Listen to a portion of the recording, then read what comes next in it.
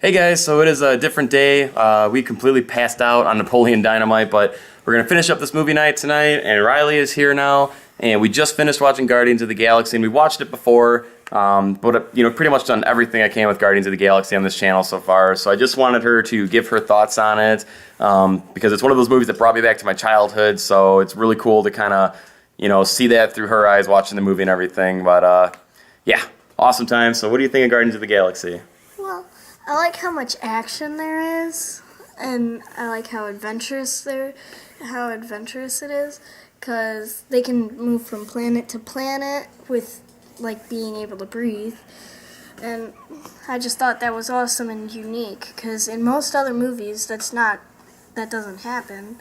It's like going to different places and stuff, and being able to see different kind of sets and all that. Yeah, and, like, their sets are so unique, because they've got for instance, the jail. It's like giant and so fun, and I like how they take away all the gravity and stuff. But one of my favorite lines in the jail, which is said by Rocket, is when they're all talking about the money and they split it up for the three of them, and then Groot wakes up, and then Rocket's like, asleep for the danger and awake for the money, as per freaking usual. And I always laugh at that part because it's hilarious. Yeah, he's pretty funny throughout the whole movie. Yeah. Who's your favorite character out of everybody? Rocket. You like Rocket the most? Yeah. So what would you rate Guardians of the Galaxy then? I would rate it probably 10 because it's an amazing movie. Yeah? Yeah. Awesome. Yeah, Guardians of the Galaxy rocks. We love it. Woo! Alright guys, so next we are going to be popping in Godzilla. And we're not watching the whole thing. We're going to watch probably the last 15-20 minutes or so because... Well, because the whole beginning of the movie, it kind of stunk because there was like no Godzilla. And yep. The bad guy had more of a part than Godzilla. And it was disappointing. That's the first thing she said to me when we walked out of the theater. Yep, should have been a lot more Godzilla. I'm okay with subtle usage of Godzilla, but the rest of the story needs to be interesting to where you don't remember the fact that Godzilla is not having his role there. And I just don't think that it really delivered it like that. But everything else in the movie was absolutely fantastic. So we're going to watch the last 15-20 minutes, that third act of the big battle. Pop it in, crank that surround sound because that was absolutely amazing. And it has one of those moments in there where it's just one of those like, oh man, you just kind of freak out and you get all excited and you're jumping in your theater seat. We were freaking out. As soon as this, you guys know the part too. It's that one part. As soon as that happened, we were freaking out, jumping around, screaming, just losing it in the theater. What are you doing? So we're going to pop this bad boy in and watch it on full blast.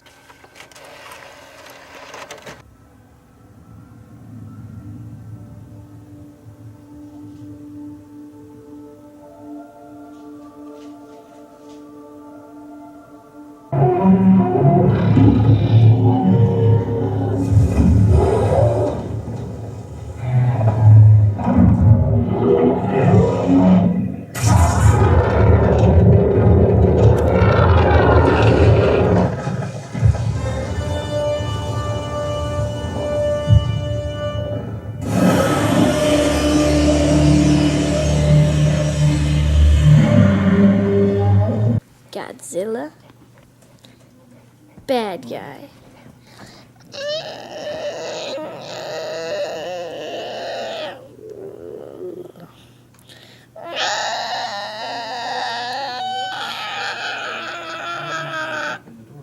Alright, we just got done with watching the third act of Godzilla, and that audio and video was unbelievable. Yeah. Yeah, it was killer. And yeah, that third act of the movie is one of the most BA acts of any film ever. If Gareth Edwards and the whole team that put this together could have done like a mixture of what Monsters was and Godzilla, this film would have been a complete masterpiece. It just lost the human element for me that, I thought Monsters carried so well. But man, the action in this movie in that last act. Yeah. Woo-hoo! So Kristen just got home, and we're going to go get some food and do some more movies here. And there she is. And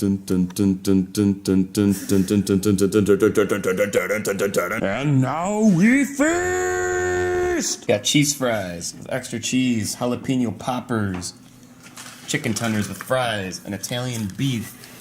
Italian beef. Bread. And ravioli with marinara sauce, and a lovely cheese pizza. Just for us. Just for me. What do you got to say about that? It's all for me.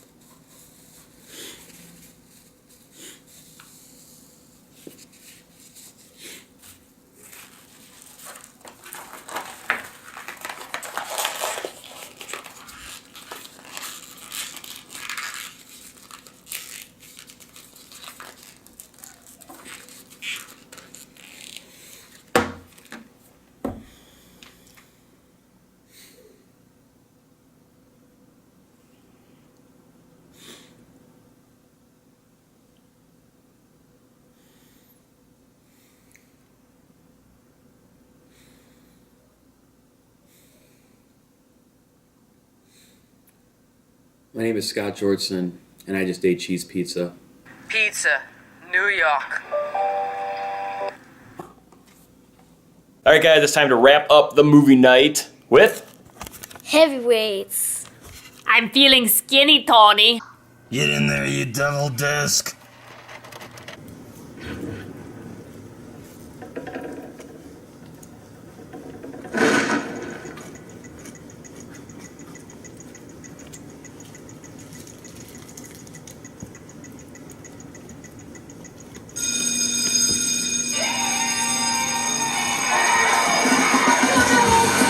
Alright, so we just got done with Heavyweights, and that is one of those fun kids movies that I grew up with and just absolutely loved.